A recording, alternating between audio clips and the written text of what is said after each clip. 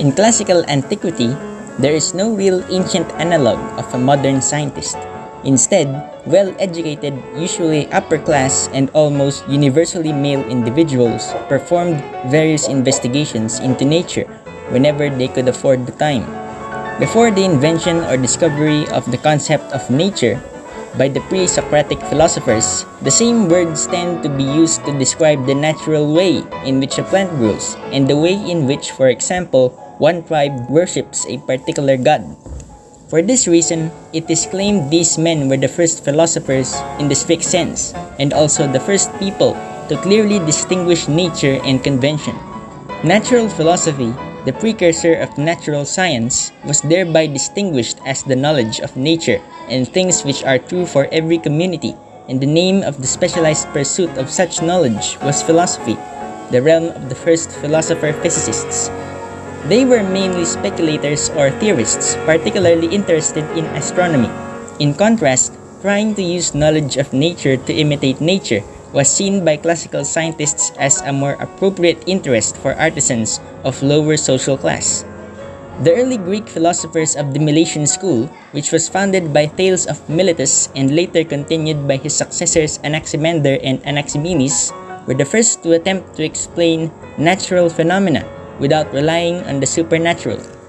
The Pythagoreans developed a complex number philosophy and contributed significantly to the development of mathematical science. The theory of atoms was developed by the Greek philosopher Leucippus and his student Democritus. The Greek doctor Hippocrates established the tradition of systematic medical science and is known as the father of medicine. A turning point in the history of early philosophical science was Socrates' example of applying philosophy to the study of human matters, including human nature, the nature of political communities, and human knowledge itself.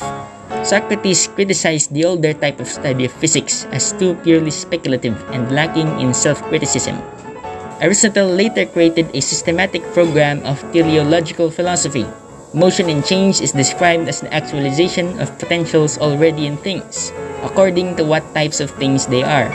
In his physics, the sun goes around the earth.